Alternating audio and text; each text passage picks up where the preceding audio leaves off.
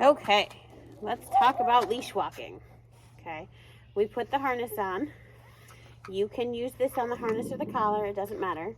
I do highly recommend martingale harnesses or collars, which he will probably come home with if I can find one that fits him.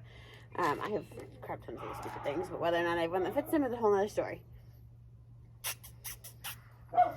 Hi. Hello. Hello. Hi. There you go. Okay. So it's really important before you start walking your dog that you can get their attention while they're standing still. He's a little bit nervous because of all the chaos over there. Okay. And because he hasn't really been out here before. So it's important to take the time to just hang out. You can put him in a car and open the trunk so that he can see what's going on and just watch, people watch. That is a great way to socialize him. Hand over some snacks once in a while. Okay, you can go to a quiet coffee place and hang out outside as the weather gets nicer. Avoid giant, large crowds until you're pretty confident in his behavior. Okay, it's important that you take it slow to socialize and that we're not creating a situation where he ends up nervous in crowds because it's a lot harder to fix.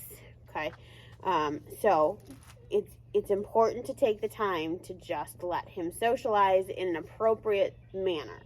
And by appropriate, I mean nobody's touching him but you, and there's lots of snacks. So distance and snacks are your friend when it comes to socialization. He gets very nervous with the dogs barking. Very typical puppy behavior. Not a big deal, even though he himself barks sometimes. Yeah, we like to bark at the peoples when they're walking outside the fence. This is really nice. If this is all we do, he's still learning. Okay? He's still figuring out the world. It's his oyster. And then he doesn't have to be nervous about it. Okay? That things are good. You're going to be a little bit of a Pez dispenser to start with. There's nothing wrong with that.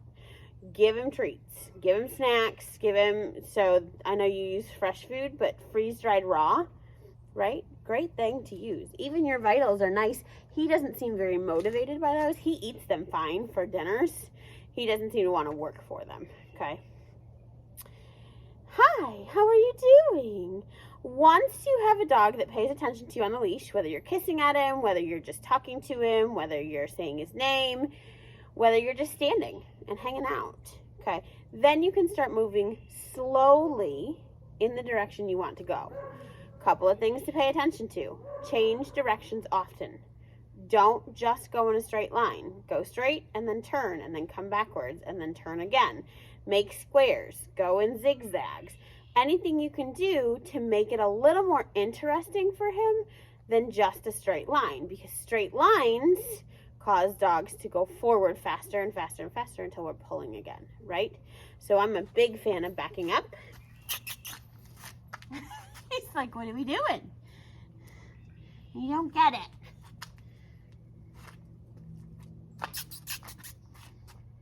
Yeah, good job.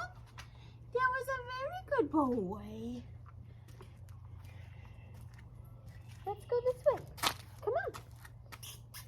What are you doing? You're being silly. You are. Okay. So I kind of assumed that you had an issue with him pulling on the leash based on the behavior that I saw when he was inside. But my assumption now is that he doesn't actually know how to walk on a leash just yet. And so our goal is to teach him that we want him to actually come with us. So you can correct me if I'm wrong, but I'm assuming that that has a lot to do with it. A lot of this behavior is nervous-based, right? He's just a little bit worried about what is going on, okay? That's okay. Just hang out and be patient. And 10 minutes, right? You don't have to do a long time. You can hang out for 10 minutes. Let him sniff. Let him explore. And then when he hits the end of his leash, hang out, wait for him to come back, and reward him. Okay? Yeah, good job. Super. What happened? I know you're attached to a leash. What is that about? Good job, buddy. Okay. So it doesn't have to be a big giant process, and in fact it shouldn't be. It should just be you guys hanging out together. Okay, if you want to take him on a walk, as much as I don't recommend it, you can use a backpack, you can use a carrier, you can put him in a stroller. Okay, not gonna hurt anything if your goal is to just take a walk. Okay, as long as he's enjoying the experience, that's fine. What I don't want to see is at a year of age he's walking in a stroller, right? That's not the goal. At this age, it's fine. At 14, it's fine. At a year of age, he should be walking, and he can walk several miles a day or more, as long as you're working up towards it, right? There's no reason he can't go on hikes with you. If you treat him like a big dog, he's going to be a lot happier, okay? Good job. Come on, let's go. Good job. Oh, that was a good boy. Okay, I tend to use let's go instead of come on. I often use both at the same time, but ideally let's go is much better because you're teaching come in an entirely different respect, right? So teaching let's go, meaning come with me, is ideal in this type of situation.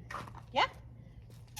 Let's go. Good boy.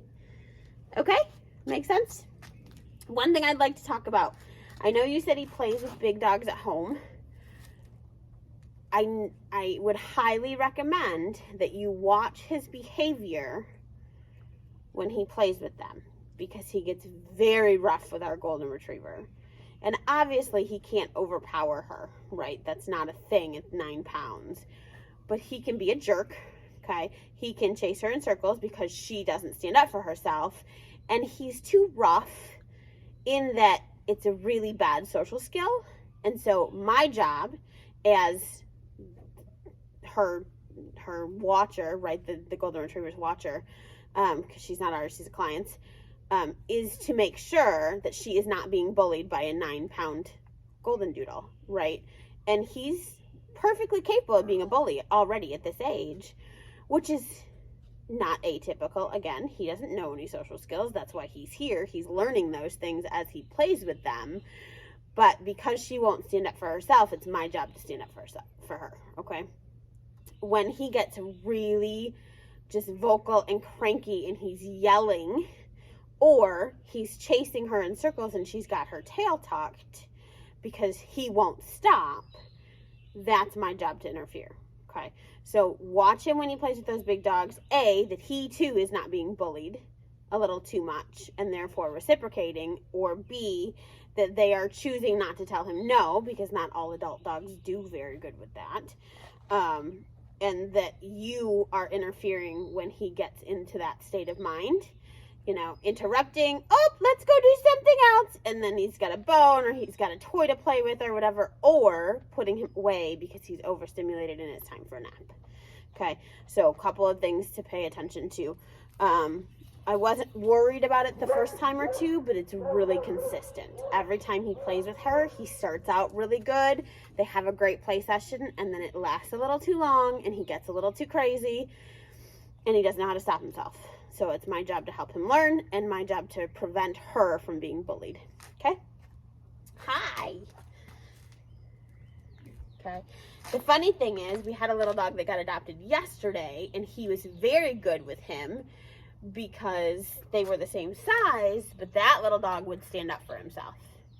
So he would tell Keller that he needs to knock it off, and Keller would go, oh, okay. And they would go back to playing nicely. Whereas the golden retriever is a big fat wimp, and she's not going to stand up for herself. So he's taking advantage of that because he can. Yeah, let's go. Good job, Keller. I know. You want to come this way? Good boy.